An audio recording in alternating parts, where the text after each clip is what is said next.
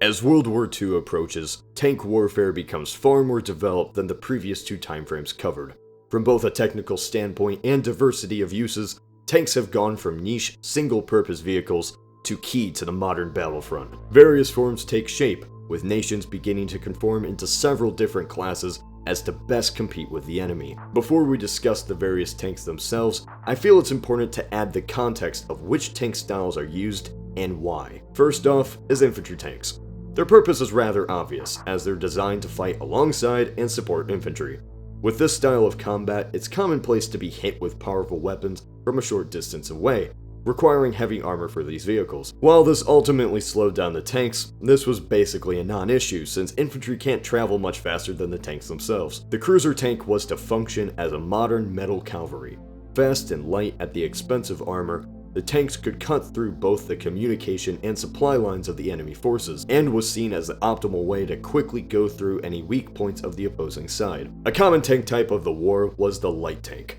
It seems self-explanatory, being light, less armor, and less firepower. They can fight well at close range, but are poor at long-range combat. Medium tanks are a jack-of-all-trades sort of tank, with moderate stats in all fields. While they do occasionally excel above all others at specific tasks, they're mostly practical because they can easily do more specialized tasks that other types of tanks may be incapable of doing.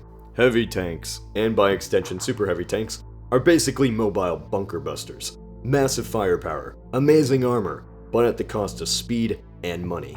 These tanks are powerhouses, with a price. Use them at the correct time for an unstoppable force, but at the wrong point in the battle can leave them a massive and slow target. Now onto the specific tanks of the war. Many of these will be successors to other tanks, and usually the mark number gives the indication of which tank it's based upon. Let's start first with the USSR. Arguably the most important tank of World War II was the Soviets' own T-34. A medium tank with substantial power and relatively cheap production costs made this the Soviets' go-to vehicle during the war. Its design included a sloped front which made it incredibly hard to damage. At 33 miles per hour, it was far from being a slow tank. It was designed to serve as a viable successor to the T-26, an infantry tank mentioned previously in the series. It did that job well, and 80,000 T-34s, spanning many versions, would find themselves produced by the Red Army. It was used by the Soviets up until the 1960s, and in some nations, it's still used. The jack-of-all-trades really comes into effect with this vehicle, with cheap production costs making it a great option for the USSR to use during the war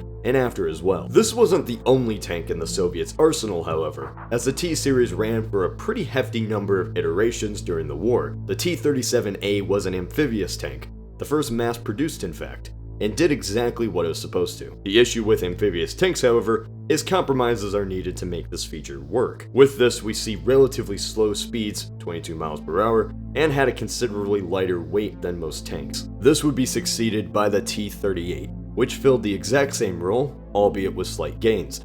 This would prove temporary, as this model was soon replaced by the T-40. Each tank made improvements over its predecessor, and this made the line rather successful for the Soviets. Leaving the amphibious tanks, we have the light T-60 tank. Basically a T-40 without the ability to traverse water, this tank was part of a Soviet experiment to build a glider with a tank attached.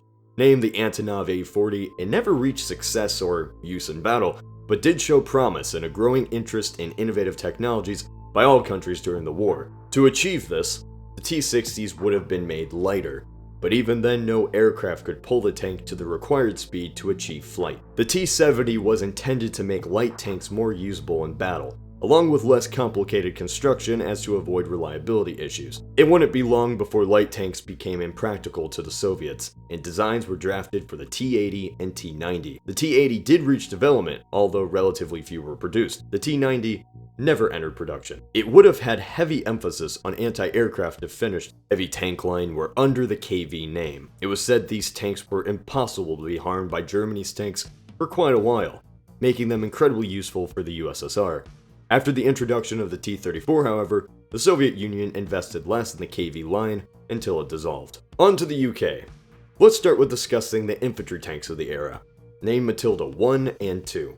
They had great armor at the cost of speed, making them effective for very close combat. The Matilda 1 was very short-lived, but its successor was a far more successful vehicle. serving the entire duration of World War II. The Valentine and successor the Churchill were two more infantry tanks that saw use well after World War II.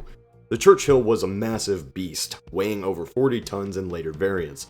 Overall, these all served similar purposes, as they were all infantry tanks. Britain also created the first cruiser tank at this time. Simply the cruiser Mk1, its 25 mph speed wasn't the best for something designed specifically to go fast, but it still functioned as a moderately successful tank nonetheless.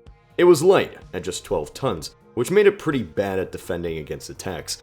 Its successor, the Mk2, was much heavier at over 14 tons. Classified as a heavy cruiser, it was rather poor at its job.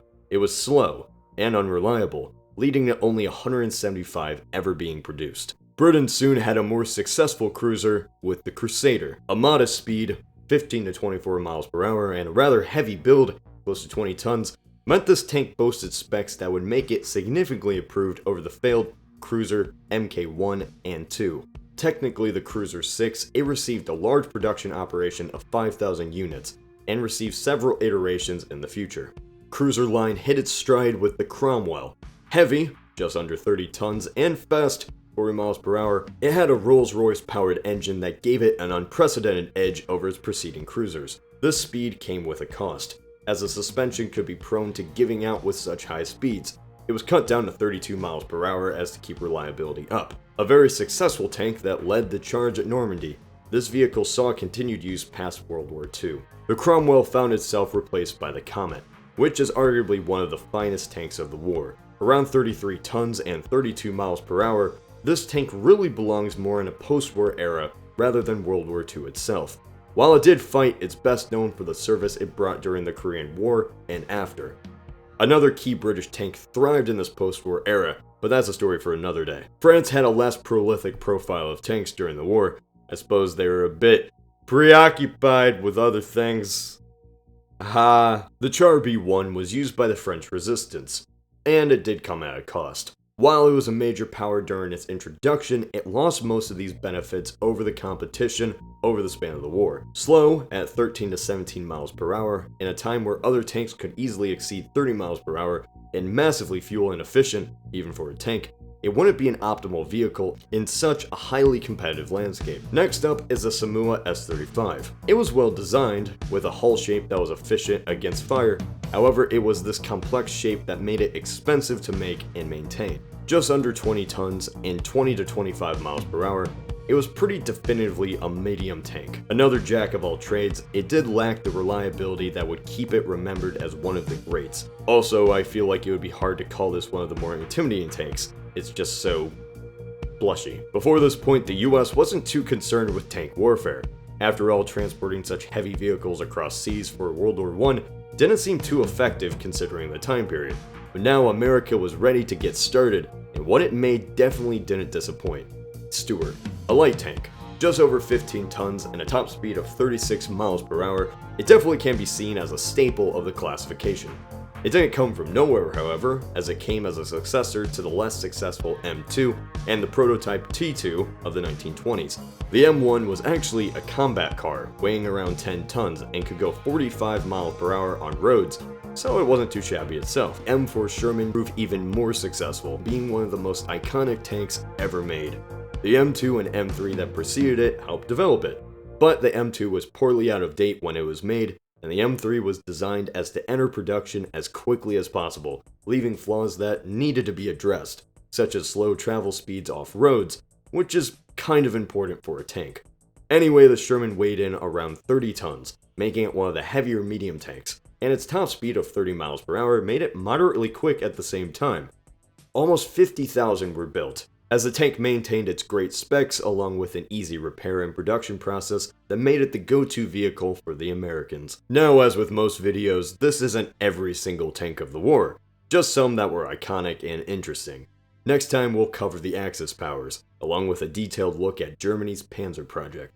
This is Cody of Knowledge Hub.